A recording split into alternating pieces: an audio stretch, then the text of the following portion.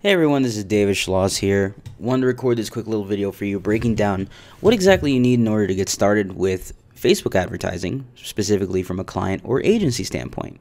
I've come from a agency background, and a lot of what I do when it comes to Facebook ads revolves around managing the campaigns for prospective clients. So when I get a question like what assets are required to run ads from a client or agency standpoint, it's going to vary. So first thing I'm going to do is break down what's needed from an agency standpoint to run an effective agency when it comes to advertising and paid advertising for people all across the world. But I also want you to consider that the real assets that you need just to run ads for anyone, just from a client standpoint, is really just a Facebook fan page, a Facebook ad account, the links that you want to promote, and then ad creative. There's really not much else that you need in order to run ads as a client. From an agency standpoint, it's completely different. So looking at the agency side of things, these are the essential tools that I use when it comes to running an agency, specifically Facebook advertising and Instagram advertising for people all over the world. Asana is essentially a project management system. It's where I keep track of all of my client campaigns, I keep track of passwords, I keep track of funnels, all sorts of different information that is needed for the clients in order to run their campaigns. Nimble is a CRM. It's the CRM that I use in order to keep track of all the social properties around people within my network, not just the clients, but also the people that they know within their network and people within my own. And it's a social CRM, which essentially means that I can capture all sorts of information revolved around Facebook, LinkedIn, Twitter, any social network that may be connected to a profile already that I am tracking or I am basically connected to. And because of that, I love it, and it's easy to add people with just a click of a button. Google Apps, I use it primarily for my organization. We keep track of Google Sheets, Google Docs, which is where we hub a lot of our information, Docs specifically for documentation, Sheets for tracking, and then we have things like Gmail, which is where we set up all of our email correspondence, and then Google Drive, which hubs all those different documentations. That's the core thing that we use it for. And of course, we have a shared Google Calendar amongst the entire business. So we just use the Google Apps for Business Suite and keep track of everything in there.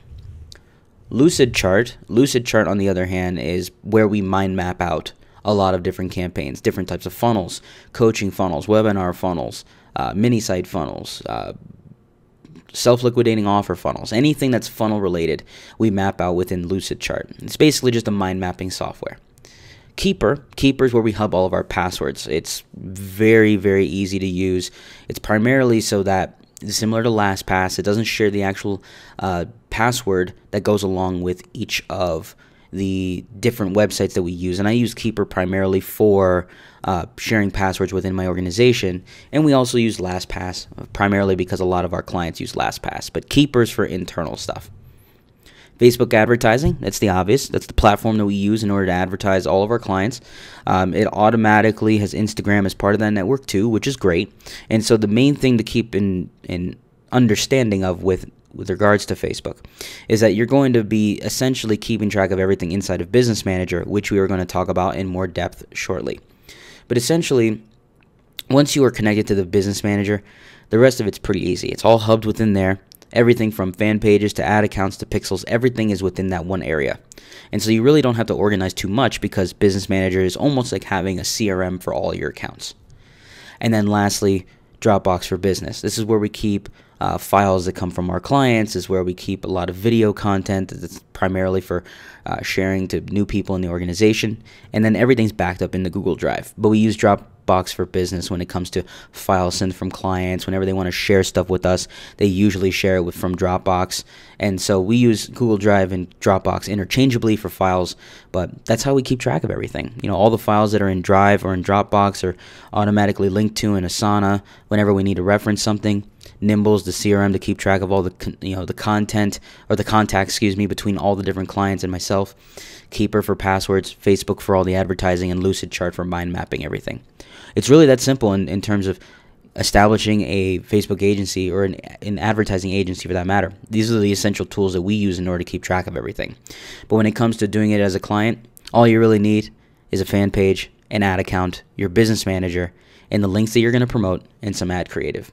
And so we're going to go more in depth with that shortly, but just to get things off the ground and rolling as an agency, these are the essential tools that I use, and I feel they'd be incredibly helpful for you too.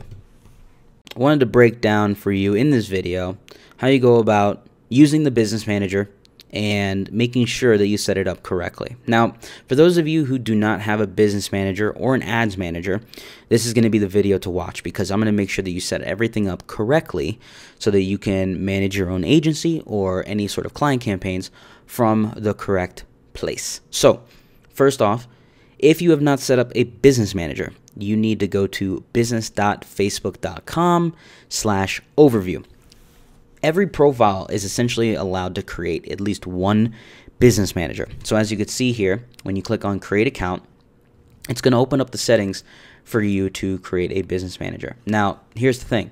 I already have a business manager, so I'm unable to create another one.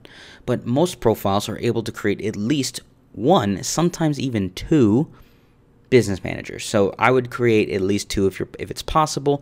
Of course, you can create one, and if you already have a business manager, then you don't have to worry about this at all. If you have a business manager, you'll know, because when you click on the grid in the top left, it'll say business manager. If you don't see business manager and you hover over where it says all tools in the bottom left, you should be able to see this giant menu that allows you to go through the business settings, which then will open up your business manager.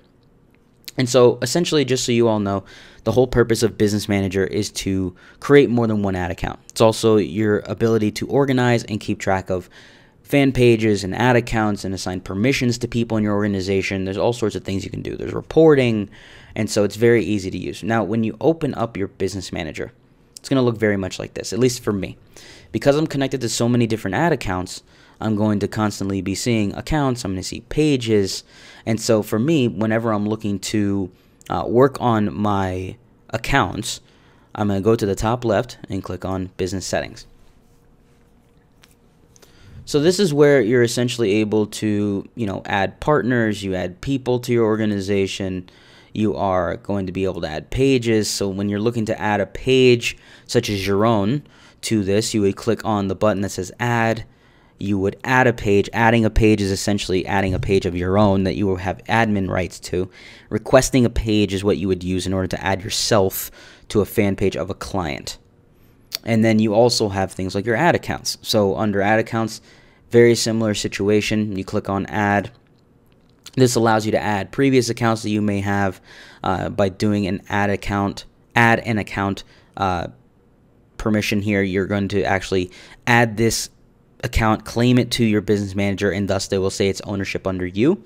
If you request access to an account, that's you requesting access to a client's account. This is the option that I used for every single client that I'm signing up, and primarily I ask them either to give me their ad account ID, or I give them this code to plug in to their account, and then it automatically adds me to their page. To their account, and then I'll get a message that says you've been added. And so all they have to do is take this code, and then they plug it in when you're trying to give access to somebody, and then you're good to go. And so it actually tells you here what to do. So once again, if you get lost on how to make sure that you're assigned, you essentially ask them to go to the Ad Account tab and then click Assign Partner, and then you give them the code, and then they're good to go. So for example, if you're someone who is going to be adding a partner, let's say for example with my account, I want to make sure someone runs ads in my account. So I'd click Assign Partner, and then all they have to do is either send you this link, so they're going to be an advertiser, and they can send you this link and you can add yourself, or they can click on this option below, they can select you as an advertiser, and they can plug in your business ID. And the business ID is essentially what you would find under business info, and then this is the business ID. And there you go. And that's how they would add you to the account. Now, apps, this is essentially if you were going to be creating any sort of apps pertaining to Facebook, you'd put your apps in here, and then you would actually be able to give access to other people or within your organization to monitor those apps. Instagram accounts, you want to connect to your ad account, mainly because if you plan on advertising your Instagram account inside of Facebook, you need to make sure that this is all connected and it's connected to an ad account, so then you're good to go. And then projects, this is if you wanted to essentially organize all the different ad accounts or fan pages that you are creating, and then you can put them into things like personal projects or past clients or whatever it may be, but you can use this primarily to organize where all your assets are being handled. Now with data sources is essentially where you're keeping track of things like your product catalogs and your pixels. Custom conversions is essentially where you can keep track of anything that you are sharing within multiple accounts or is getting access to from other clients. So for example, with pixels, this is access to all the pixels that were shared with me or are simply coming from accounts that I've created. Same thing with shared audiences. It's audiences that have been shared to me. Brand safety is incredibly important. If you are planning to advertise your own domains, you want to make sure that you claim your domain in here and verify it. This way, Facebook knows that you are the owner of that domain and you have no issues with promoting it throughout the network. Otherwise, if for any reason your account gets banned or your domain gets flagged and you didn't claim ownership, you can't prove that it wasn't you for any reason or that the issues didn't arise from your own advertising efforts.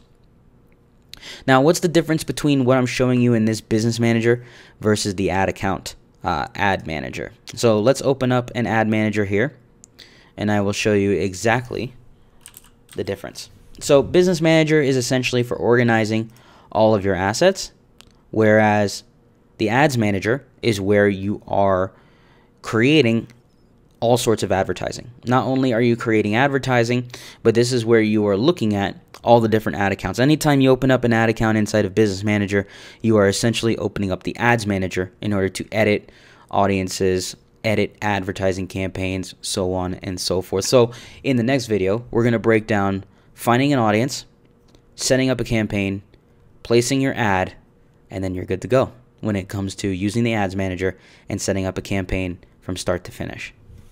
We're going to be breaking down finding an audience. So for those of you who are on the main training, you understand that finding an audience is really just a matter of you doing a brain dump, as I like to call it. Essentially, a brain dump being that you are putting any sort of preconceived notions, preconceived ideas of what it may be that your audience could be worth targeting, but you simply are going to be plugging in a variety of different interests or keywords that come to mind so that you're able to come up with a cluster or a group of different interests that are going to be used when you're setting up your campaign. So what you're looking at right now is the Audience Insight tool. So inside the Audience Insight tool, which you could find in your Business Manager, all right, so you can go to All Tools, and then under the Plan section, it's going to say Audience Insights. So essentially, the Audience Insight tool is your keyword tool. It's very similar to the keyword tool that, let's say, Google gives you access to when you're running AdWords ads. This is the equivalent when it comes to running Facebook ads. So let's say you are going to be running ads for a national company. If that's going to be the case, you're going to keep things at United States. If you are looking at local side, so let's say in this case, we're going to be going to the state of Florida. Maybe we want to only target the whole state of Florida. By doing that, automatically it's going to change all your settings inside of the Audience Insight tool.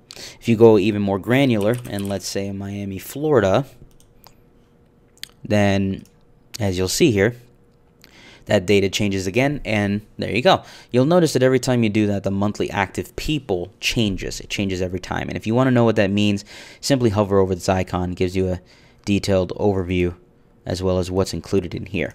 And so what we're going to be doing is, let's say, focusing on a local dentist inside of Miami. So for example, we're going to focus on the city of Miami.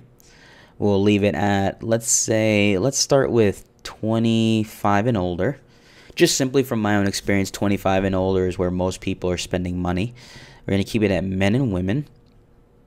And if you want to take it a step further, you can either start plugging in interest data, but I think in this case we might focus on one of two things. One, if we're looking to get dentists as a client, this is where you would be plugging in the job titles to potentially find a dentist as a client. So you type in dentist, and then if it comes up as a potential job title, which for some reason in this case it's not, but let's say I know that dentist does come up as a job title under the option of targeting a dentist when you are doing any sort of marketing inside of the ad manager.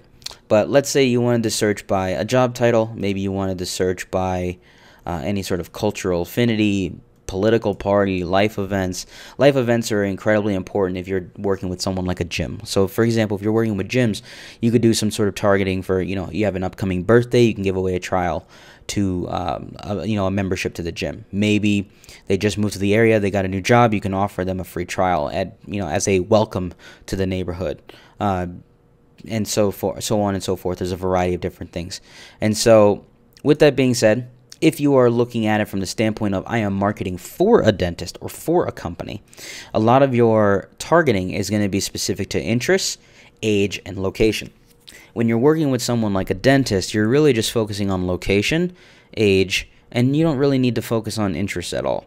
And the reason for that is because you're simply looking to target an area where people are going to express interest on what it is you're offering based on possibly how close you are to their area or geographic area. So if you are in the center of Miami and you offer a teeth whitening service, naturally if you advertise to the entire city from that city point, and then you tell them, hey, I have a teeth whitening offer and it's free whenever you come in for your first appointment, naturally you're going to attract people, men and women, from that area. If it's more specific, maybe like you're a CrossFit gym, then in that case, what you're going to do is target interests pertaining to, athletics. So you might do things like fitness, physical fitness. You might do another variation of that. Maybe you'll type in weight loss. Maybe if you wanted to go a little further from a fitness standpoint, you'll do fitness and wellness instead of physical fitness. Right? So by doing that, what you're doing now is defining the audience more towards a specific keyword or interest target, and now you're also incorporating the area and the age and the gender. So if you wanted to target everyone in Miami who's either expressed interest in fitness and wellness or weight loss, that's 450,000 to 500,000 people per month that you could target, with the primary group of those people being 25 to 34 and also 35 to 44, and even as high as 45 to 54. I mean, that right there is a large portion of the audience, about 71% of that audience. And so if you decided I'm just going to focus on those people, I have a CrossFit gym, maybe I have a gym in general, the majority of my people who would join the gym might be between 25 and 44, possibly even 54, and they are people looking to increase their fitness and wellness or possibly even lose weight, then that's in a very, very good situation. You could see here that Facebook is telling you that 61% of those people are mostly women. So that's another thing to consider when you're creating your ads. Now, this additional information here, it could be important to you if you're looking to do certain types of promotions. For example, with relationships, you could do couples classes and things of that nature. And you notice that 47% of the people inside of this network is married, and then the 33% of them are single. So it's something to consider when you're crafting your campaigns. Same thing goes along with location. Location is incredibly important because now, even though it's going to say Miami, this is also giving you an idea of where people outside of Miami might be coming from. So, of course, because this is so specific to the city, it's going to say 96% Miami. But there's also going to be people in the nearby city of Fort Lauderdale that might travel to the gym depending on the area that you're located in Miami. If you want to go a step further with activity essentially will let you how engaged are these people. So the ones within that interest group in this age and gender and location, they're more susceptible to liking posts or commenting or clicking on ads than they are to redeem a promotion or share a post or even like a page. And so the thing to consider here is that you're not necessarily going to drive a ton of engagement, but what you will do is get people commenting, and you will get some people to click through as well, just based on historical information, as you could see here. Same thing with device usage. It's really interesting to see that a large portion of these people, when it comes to device usage, you got 43% of them are on iPhones or iPods, primarily iPhone. 39% of them are going to be Android users. And not many people are going to be on a desktop the majority of the time, but they are going to access their mobile web if they don't have an Android or iPhone. So it's good to see that this is primarily a mobile-based sort of situation. If you look at the primary device, once again, it's going to be mobile. It's going to be the primary. iPhone is going to be the majority, and then Android. So it's just something to consider when you're doing your targeting and when you're setting up your campaigns, is you can actually set it to Android or iPhone or to all mobile devices. And then lastly, if we look at page likes gives you an idea of relevant categories to what it is you've already plugged in. So for example, let's say you wanted to get a certain type of person inside of the city of Miami. If you wanted to target people inside of the Miami-Dade County government, maybe you wanted to target people who are looking for things to do in Miami, and maybe you have a, in a gym is essentially a thing to do, you could target all the people who look for things to do in the city. Even though these terms may not be most relevant to what it is you're doing, in this case with promoting a gym, you essentially usually would go to page likes in order to find relevant subject matters to what it is that you're targeting. So for example, when I remove weight loss, it changes the page likes. It may not change it much, but it does change them. Now imagine if you change this to something completely different. So let's say instead of gym, you're going to go into real estate, right? Maybe we go a little further and we look at, we'll type in something like Zillow and Trulia, and we'll do Redfin. Reason being, if we were promoting for a real estate agent or for a brokerage firm, most of the time what ends up happening is these are the most common terms that are searched for when promoting real estate. So we'll oftentimes want to promote those in order to promote real estate in the area. So looking at, once again, because of where we're targeting and being Miami, once again, you don't see anything relevant to what may make sense in order for you to advertise homes. Go a little further, a lot of it's just nearby places, things that you can do in the area, and that's totally fine. So with that being said, it may not be the best to go in this case, but let's say you went a little further and made this United States. So if you're promoting a national business, watch how this changes. Look at that.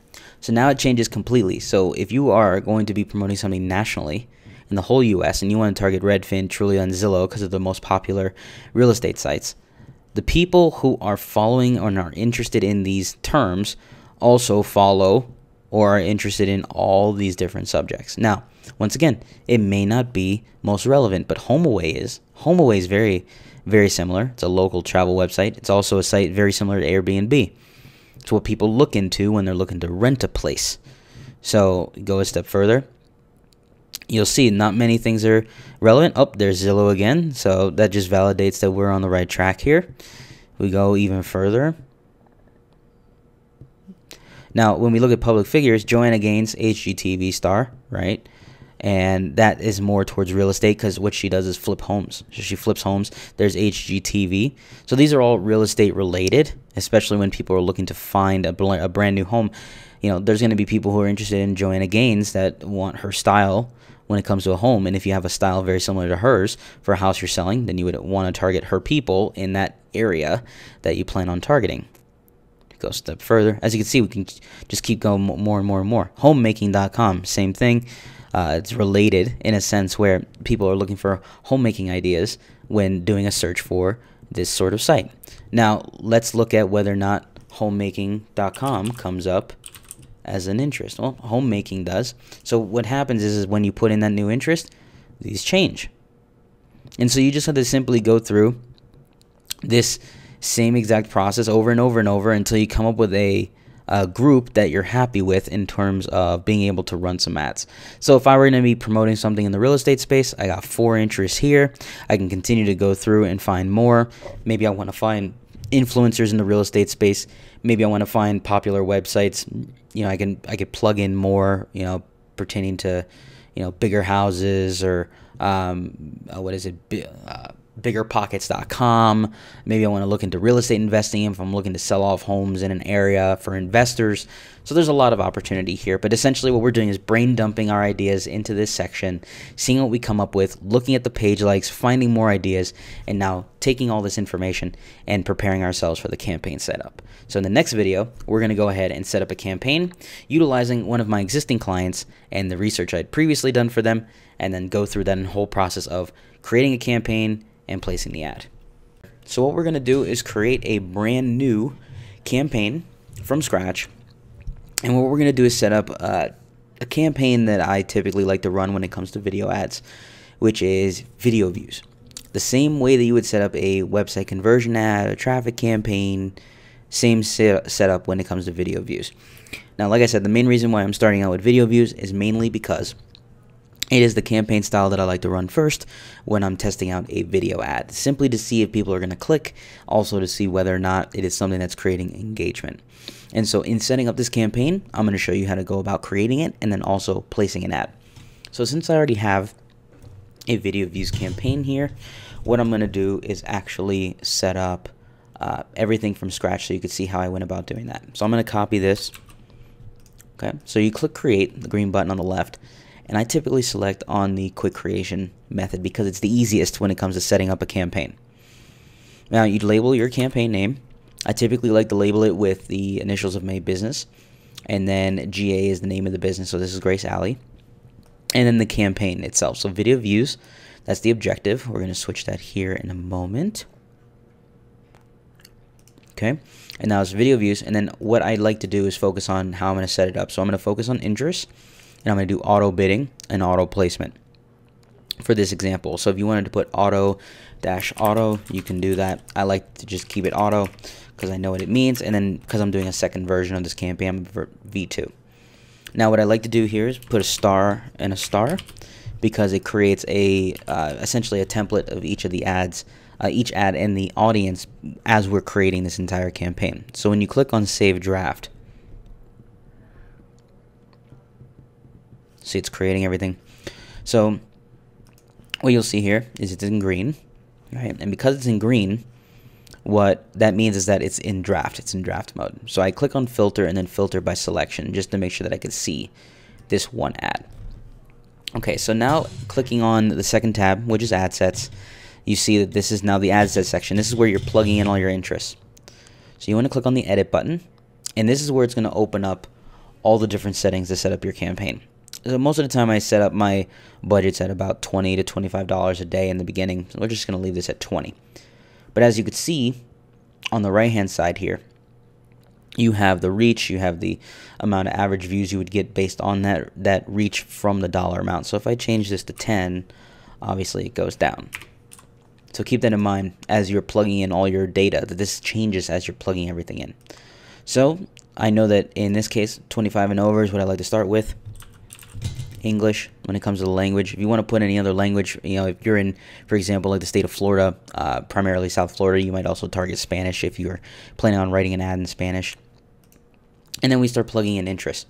Now, Grace Alley sells American flags. So a lot of what I do is, you know, I put in patriotism, you know, patriotic. So I can put maybe a American Patriot. And what I'm doing is I'm creating what I like to call a cluster of ads. And I'm doing that for now just simply to see what's the possibility of me being able to target these interests in a cluster, simply to do a test run of the campaign to this group. So of course this is a very large group, as you can see here. It's 7.2 million people. And at $20 a day, I'd be able to reach 1,800 to 7,000 of them and get about 390 to 1,800 views. Of course, it's all estimates. Now, that is with me doing everything set to automatic placements. In most cases, if you don't have a video ad, you're going to want to edit your placements. And if it's not video, I like to start with this. Turn off Instagram, turn off the audience network, turn off the marketplace, turn off your suggested views, and turn off your in-stream. And you're going to focus on feeds and instant article. Now, of course, if you're not running a video ad, you're not going to be using video views. You're actually going to be using the traffic objective. So keep that in mind. But with a video ad, you're most likely going to focus on Instagram as well. You might even test out the audience network, which is why you might even decide to go with automatic placements. But if not, you're going to stick with the feed and instant articles. So keep that in mind. Now, for a video view campaign, I like to get charged by a 10-second view. And I like to keep it at 10-second view, mainly just because I want to get as many people as possible to view longer periods of time for my video. So just something to keep in mind. But essentially, if you're not creating a cluster of different interests to target, you can also do it by one interest at a time. which is if you have a large enough budget, that's usually the way that you go. So in this case, let's say I want to stick with the American Patriot, 1600 to 5500 in reach, 470 to 1500 potential 10-second views based on the 25 plus age group, men and women in the US. Remember, this all changes if you change the location. But if we wanted to target one at a time, I would take this interest and see where we have the star here. This is essentially the template. So you would put interest, American Patriot, and then that's it. So because there's a star next to it, you know this is the template, and this is what you'll understand in a minute why this is a template, okay? So now let's set up, and now you go to the next level, which is where your ad's set up. Okay, this is essentially going to be ad number 1. Now what you have to do is select your fan page. If you don't have a fan page, you have to create one. Okay. If you don't have an Instagram, it's going to make you use your page selected as a profile, which is totally fine. And now in this case, I'm going to select a video. I'm going to take the video, plug it in. Got to give it a moment to load. And as we're doing that, what you'll notice is that on the right side, as you're plugging everything in, naturally, it starts to edit itself. It starts to change. Okay. So now what we're going to do is start plugging everything in. Now what I would suggest is that you have all this information done ahead of time. That way, you don't have to worry about typing it all, because sometimes when you type it in here, things don't necessarily save the correct way, which is why I like to type it all out in a completely separate doc. Okay, so as you can see, as I'm adding things, it's all changing.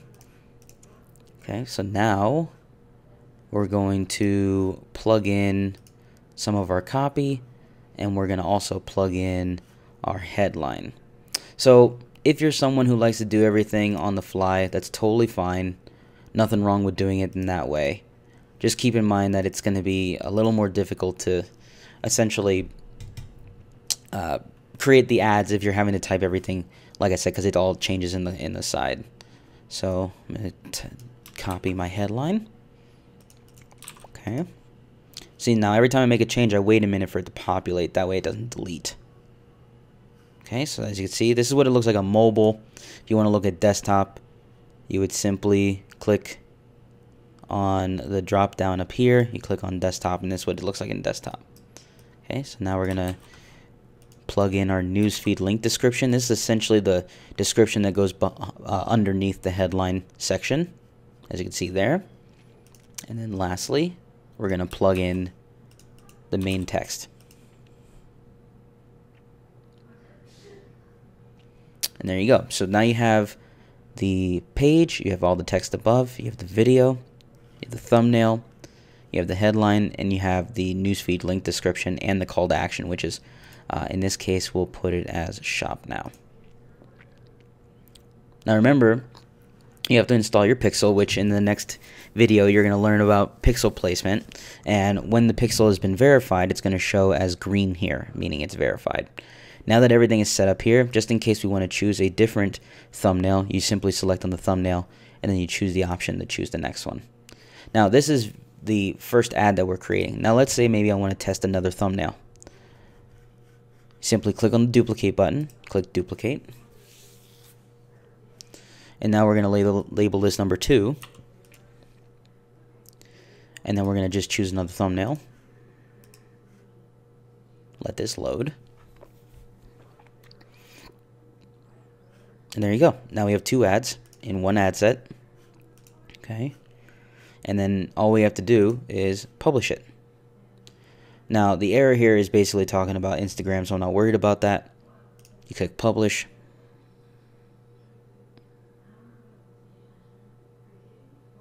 And you wait. And then when it's all said and done, it'll show as review, in review, or under review. Mainly because Facebook has to approve of your ads to make sure that it can go within the network.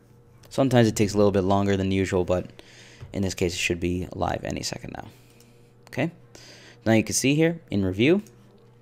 Now I'm going to teach you a little trick here when it comes to taking your template ads and then carrying them over into brand new ad sets.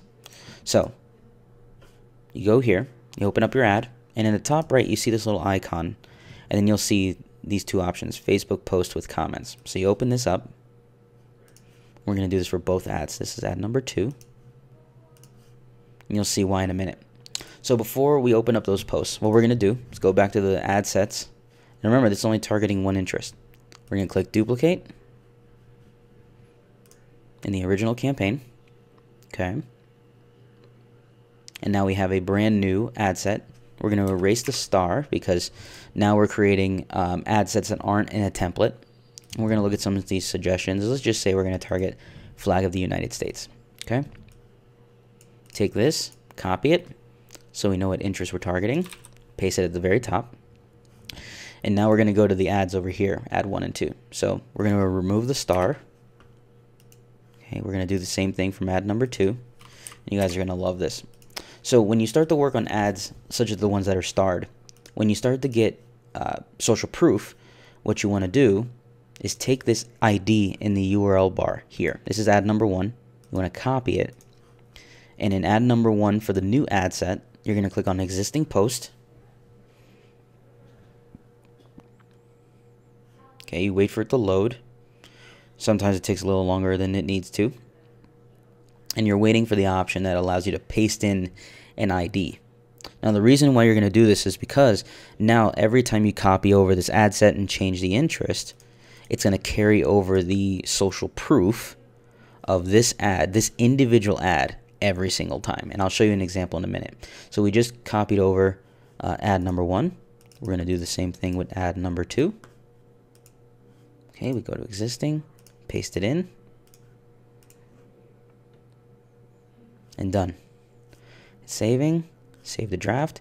So now what you can do is you can create more audiences with the exact same ads from the original template ad set, and every time you create more audiences, those same ads are going to carry over, and they're going to carry over the social proof. So let's just do one more example.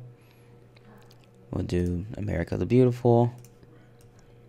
Copy it so we know what we're targeting.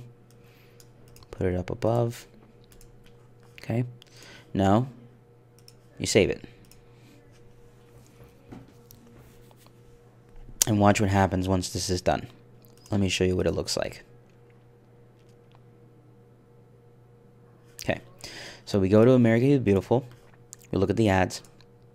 And you'll see it just says existing posts. So anything that happens here from a like, comment, share standpoint is going to be carried over. And if you're curious what that example looks like, let me open up another campaign for you here. So I open up my video views campaign, and I look at this ad here, and look at this. This is an existing post, and look, 6,400 reactions, 243 comments, 2,400 shares, and it's all carried over. If we look at another one here, it's another ad that was carried over. See, 1,400 reactions, 86 comments, 550 shares. So that's the reason why you want to do it in that fashion. So when you're creating your campaign, what you're essentially looking to do is make sure that you have a template ad set and template ads, and then you're going to carry over those IDs into other ad sets so that you can continue to copy these and change out the interests while still using the same ads, and you don't have to set up the ads again. And that's how you go about setting up a campaign and placing your ads. Very easy to do. Every time you want to refresh your data, you just click the little turnstile here, and it refreshes everything. And that's how you go about setting up an ad inside of the Ads Manager. Now, the new Facebook Pixel has been around for quite some time now, so it's not quite new. But for a lot of people, understanding the Pixel and how to use it is still very, very new. And so what we're going to do is essentially break down the use of this Pixel, how you can go about putting it into your marketing, because it's incredibly important that you're using it with every single funnel that you are deploying, and also making sure that it is installed correctly. So just a little background around this Pixel. So if you've been using old Pixels still, you have an issue, because right now the only Pixel that is functional is the upgraded Pixels that were actually introduced back in the second half of 2016. And so most of you can find it under the pixel section of your business manager, which is simply just clicking on the grid in the very top left of your business manager, and then you'll see an area under the mega menu that says pixels. So with regards to that pixel, it's been introduced since the second half of 2016. It was essentially to phase out the old conversion pixels that would allow you to essentially track in far more depth than what you used to be able to track. So a lot of the new pixel holds value specifically for websites and very much for e-commerce stores. The fact that you can attribute purchase value, add to cart value, checkout value, lead value, everything has values now compared to before. And so it offers core functionality such as website custom audiences, custom conversions, and standard events. The ones that we're going to be focusing on are standard events, because standard events are what you are tracking when it comes to advertising and keeping track of your advertising on various websites, including your own. So standard events are an advanced feature of the new Facebook Pixel. All right, so essentially what this allows you to do is, with a little extra code, you can track things like specific leads on certain pages. You could track site-wide on website visitors. You could track individual add to cart events. You could time it. So based on things not firing for a certain period of time, you could track purchases on a much deeper level than just one initial purchase. If you want to track upsells and downsells, you can do that. It also allows you to customize the exact event itself. And so the great thing is that standard events, unlike custom conversions, which for those of you who use custom conversions, essentially what you're doing with custom conversions is putting a base pixel with the standard event, such as page view, onto a page, and then you're just using that same pixel and copying it onto multiple pages, and then designating a custom conversion or a custom name of a conversion that occurs whenever that pixel is initiated. Whereas with the standard event, you are making sure that the pixel itself is tracking that specific event, in this case, whenever someone lands on that page of interest. And so there are at least 9 conversion types that you can use with standard events. They're always introducing new ones, and you can customize your own events if you want to create your own, because it's essentially on a line of code. It's very easy to do. The main ones that most people are going to use are things such as the lead event, the complete registration event, purchase event, a view content event, so on and so forth. So this code essentially will allow you to track at what levels someone is making it within your funnel. Whether it's on a website where your funnel is essentially they land on the home page, when they go to the contact page, it might fire off an event code that says view content, and whenever someone fills in that form, you could say it's a complete registration. So here's what I mean. There are multiple events, as you could see here. On the left-hand side, you see an event name, view content, search, add to cart, add to wish list, initiate checkout. These are essentially the most common ones that are used for most e-com stores and websites. You also have initiate checkout, add payment info, purchase, lead, and complete registration. As I mentioned, the 2 most common ones that I use are lead and complete registration. And so what you have to understand is how you go about essentially plugging in this code. So there's a code that you see right there where it says FBQ track add to cart. The code that you get in order to include a lead event, complete registration, view content, is essentially that line of code. It's the conversion code. Without that code, what you're really just tracking is a page view, which is the base pixel, the raw pixel, as I call it, for any page that you place it on. And it's fine. It'll track a page view, and that's great. But if you want to track an event, you have to put that conversion tracking code. And so Facebook has a very detailed video explainer on how to install this piece of code, but it's actually very easy. It's a simple copy paste job. It goes right below where it says FBQ track page view. You plug it in there, you paste it in the header of the page that you want to track it on, save the changes to that page, and then you just visit the page one time and it initiates that code. So I'm going to show you how to do this in ClickFunnels because it's one of the most commonly used landing page builders out there, and because of that, any other page builders will have similar settings in this nature.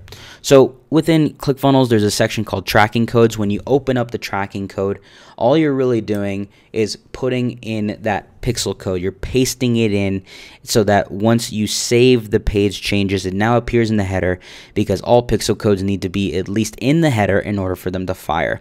There are people who put them in the footer, in the body text, and sometimes it fires, but Facebook recommends you put it in the header.